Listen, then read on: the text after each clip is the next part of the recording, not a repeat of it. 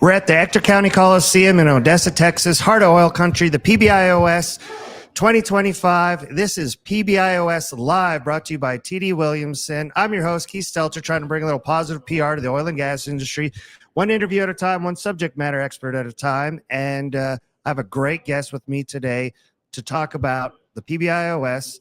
I don't think this is your first show, is it? Probably not the first one. No, not. Tell everybody who you are. Kirk Edwards, president of Latigo Petroleum, past president of the show back in 2002. Oh, I didn't know that Yeah, about I'm one of the you. older ones, yes. You, I guess that's why they give you the fancy coat. Exactly. Is that why? Yeah, fancy Perfect. jacket. So when was your first PBIOS? So my dad helped start this show along with PBPA. He was the second president of PBPA. I know you just had Ben Shepard on, and but he helped start this show too, way back when. You really are. We're legacy in this thing. This is great to know. Over the course of the years, what have you seen change about the show? What is missing maybe that you wish could come back? And what have you seen that's improved, that you like where it's going? We used to have a parade. So oh, man, okay. The day before this, we had a parade that would take all the bands from the high schools would play, and it was really cool going through downtown Odessa and have a bunch of oil field stuff going. That needs to come back. And people would come out for that. So kind of missed that, but it was very hectic to do, as you could possibly imagine, putting all that together. What about the size of it? They have 702 booths that the show is sold out. They expect 20,000 people. In the past, was it bigger? Was it smaller? There's about 1,100 booths, but some people take two of them. So, you're correct. Yeah, Seven. So that's okay. Again, it's a huge show. We don't have any more space. That it'd be nice if we, could make more space and have more people here. But as you can see outside your studio here, there's no parking. It is a zoo. They're busing them in as it is. Everybody needs to take a shuttle. If anybody's listening, go to our overflow parking lot, which is kind of west of the Coliseum, about another block, and people can shuttle you in. It's very easy to do that, or go out to Ratliff Stadium and grab a shuttle from there. But, I didn't know Ratliff Stadium was a parking area. That is a big deal for people to get in here, because they're just circling around right now trying to find a spot. There's nothing here. I'm going to be interviewing Kevin Sparks at one point, and he was like, "Man, parking's gonna be crazy." I'm like, "Kevin, just have your guy drop you off at the just drop you off. And as long as he comes to a full stop, just get out. You can come in the door, and we'll signal him to come back once you're done the interview." I really appreciate the interview. The industry, we're at a lower prices here.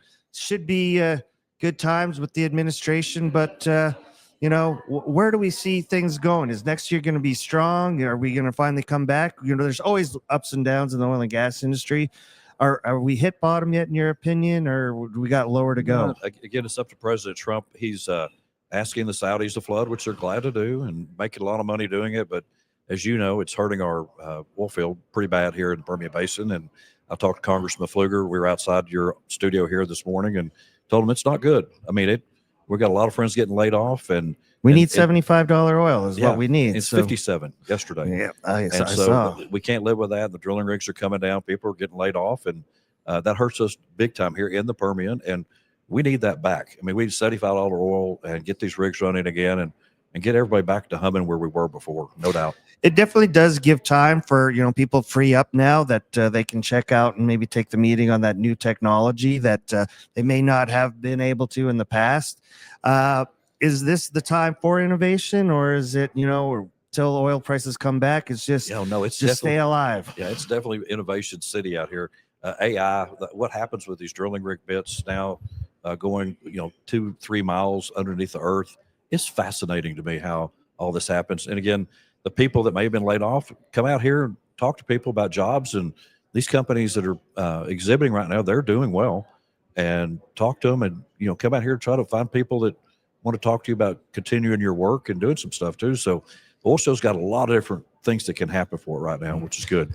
Yes, sir. And you're here today. Are you going to be any other days, or? So tomorrow, again, we've had these technology conferences we're talking about. PBPA has one at noon tomorrow. And then SPE, Society of Petroleum Engineers, they've got the Thursday session at noon. And we've got over in Building G, we've got a nice little conference area put up for that. And they're cooking for them, and they got parking places for them. And so we're looking to innovate. We're doing something different, what you're talking about. And we're hoping that brings in, different engineers and things like that to the show. And they can see the people that make all the widgets now too, and meet them. Do you think the operators still come out to these shows? Do you think it's a different generation where they figure, they can just learn everything online? It used to be they put on the show. The whole reason was to get the operators out here to see what's new and great. And some people, say that some of those folks just aren't coming out anymore. What's going on? We still see it. I think it depends too on how busy the oil field is. When it's super busy, it's hard for anybody to come take off and do this. But now when things are a little bit slower, we're hoping people come over, and we hear it from our vendors. So the people that do the exhibit spaces here, they keep coming back. They say, we see, and again, Keith, it's the perfect example is if you went to call on somebody in Houston, you had 3 or 4 companies maybe you could call on while you're on that Houston trip, and super expensive.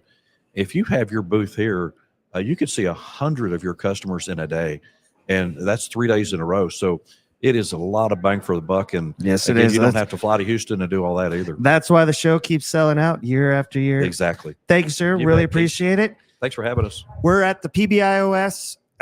This is PBIOS Live, brought to you by TD Williamson. Come on down to the Ector County Coliseum in Odessa, Texas, heart of oil country. And thank you, everyone, for tuning in on all the lives and the recorded. And until next time, that's how you troubleshoot. Thank you, sir.